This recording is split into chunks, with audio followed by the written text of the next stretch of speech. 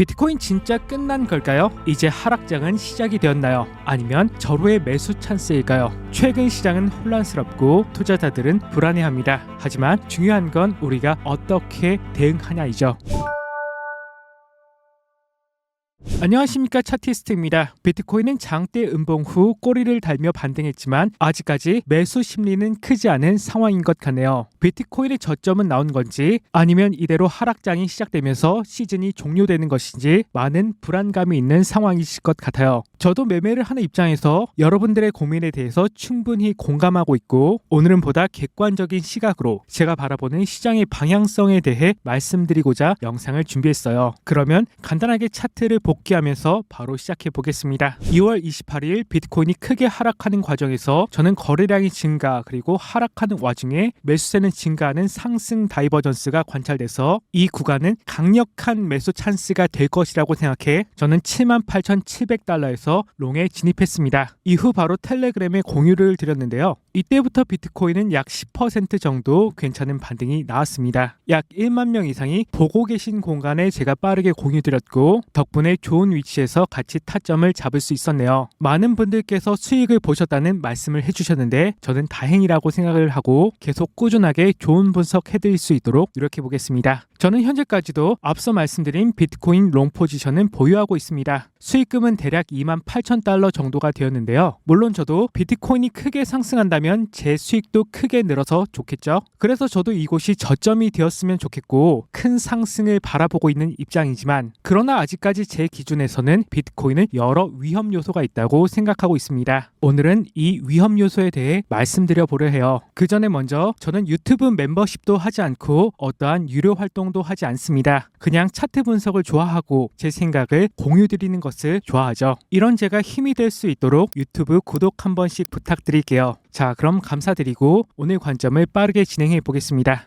위험 요소 첫 번째는 추세입니다. 추세는 크게 상승 추세, 횡보 추세, 그리고 하락 추세가 있죠. 보시는 그림처럼 비트코인은 상승 추세와 횡보 추세를 마치고 이제는 하락 추세로 접어들었습니다. 그간 지탱이 되었던 상승 추세선이 명확하게 깨졌고 3개월에 걸친 긴 횡보의 방향성은 결국 하방이 되었네요. 그래서 비트코인이 이 추세선을 돌파하기 전까지는 하락 추세에 있다는 것을 인지해야 하죠. 즉 비트코인은 하락 추세로 접어들었다가 첫 번째 위험 요소입니다. 다음으로 이동평균선 관점에서 빨주 노초는 각각 20일, 50일, 120일 그리고 200일 이동평균선이에요. 비트코인은 장기 이동평균선인 200일 이동평균선에서 간신히 지지를 받았지만 나머지는 모두 역배열되어 있습니다. 이렇게 역배열된 것을 다시 정배열로 돌리기 위해서는 절대적인 시간이 필요하겠죠. 그래서 저는 최소 한 달 정도 매물대를 쌓으며 이평선의 배열을 맞추는 시간이 필요할 것이라고 생각하고 있어요. 그래서 현재 구간에서는 급하게 매매할 필요는 전혀 없다고 생각하며 추세가 돌아나가는 것을 충분히 살펴본 후 매매를 해도 늦지 않겠죠. 다음으로 최근처럼 비트코인이 급락했었던 때가 한때 있었죠. 엔캐리 트레이드 청산이 일어나는 시점이었는데요. 이곳의 고점과 그리고 비트코인의 고점을 연결하면 다음과 같은 추세선을 그릴 수가 있습니다. 비트코인은 이번 하락에서 이 구간에서 정확하게 지지를 받았네요. 그리고 다음은 제가 강조드린 채널인데, 채널의 중단선 위에서 일봉은 계속 종가 마감을 해주고 있습니다. 비트코인이 채널 중단선의 각도를 따라가 준다면 이동평균선의 회복은 조금 더 빠를 것이라고 생각하고 있습니다. 그러나 만약에 비트코인이 채널 중단선 아래에서 일봉이 종가 마감이 되면 저점 테스트가 이어질 수 있어서 이때는 주의가 필요한 구간으로 보이네요. 다음으로 위험 요소의 세 번째는 주봉입니다.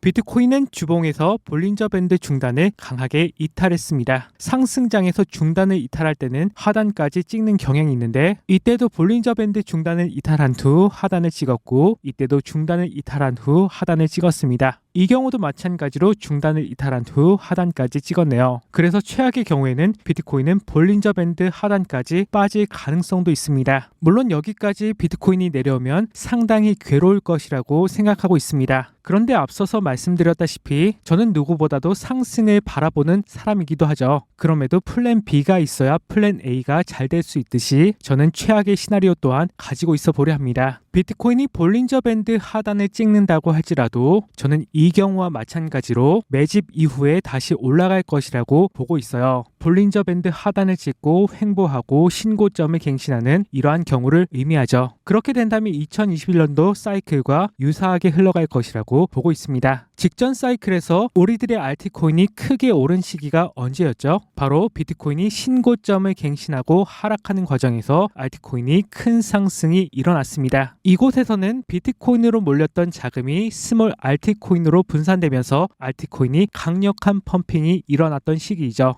이렇게 진행이 된다면 물론 시간은 더 걸릴 수 있겠죠. 고점을 갱신할 때까지 앞으로 6개월가량 더 걸릴지도 모릅니다. 잠깐의 질문으로 불장이 남았을까요? 자문자답을 해보면 아니 씨발 먹지도 못했는데 이대로 끝난다고? 저는 솔직히 그렇게 생각하지는 않습니다. 네, 잠시 흥분된 마음을 가라앉히고 그렇다면 대응은 어떻게 해야 될까요? 알트코인 현물은 최대 6개월 더 걸릴 수 있다는 생각으로 모아가는 전략이 필요해 보입니다. 선물을 하시는 분들이라면 이처럼 상승하는 패턴이 보이면 손절가를 짧게 잡고 도전할 수밖에는 없어 보이네요. 개인적으로는 이러한 저항 구간이 보이면 숏포지션이 유리해 보이긴 하네요. 자, 그러면 오늘의 내용을 간단히 요약해 보겠습니다. 먼저 추세 관점에서 비트코인은 상승 추세가 명확히 깨졌습니다. 그래서 하락 추세를 돌파하기 전까지는 하락 추세가 진행 중에 있음을 인지해야겠네요. 이동평균선은 역배열 상태입니다. 그래서 정배열 전환까지 시간이 필요해 보이네요. 비트코인 주봉에서는 볼린저 밴드 중단선을 강하게 이탈했고 과거 사례상 하단까지 내려갈 가능성도 있습니다. 그렇기 때문에 최악의 경우를 대비하는 것도 필요해 보이네요. 앞으로의 가능성 그리고 대응 전략에서 2021년도와 유사한 패턴으로 진행될 수 있습니다. 상승장까지는 최대 6개월가량 걸릴 수 있어 보이네요. 대응 전략으로 선물은 장기적으로 모아가는 전략이 필요해 보이며 선물은 단기 트레이딩이 리스크 관리에 도움이 될 것 같습니다. 시장이 힘들수록 마음은 더 지치고 불안할 수 있습니다. 특히 지난번 비트코인 상승에서 충분한 수익을 내지 못했거나 이번 하락에서 손실을 본 분들이라면 더욱 그렇겠죠. 하지만 기억할 것은 시장은 항상 사이클을 그린다는 것이죠. 지금이 힘든 시기라면 결국 기회가 올 시기도 반드시 찾아올 것입니다. 저도 여러분이 겪는 고민과 어려움을 잘 알고 있습니다. 이 시장에서 살아남고 또 기회를 잡을 수 있도록 앞으로도 고민하면서 분석해 나가겠습니다. 영상에서 다루지 못한 후속 관점 그리고 대응 방법은 모두 텔레그램에 남기도록 하겠고요. 그럼 오늘도 시청해 주셔서 매우 감사드립니다.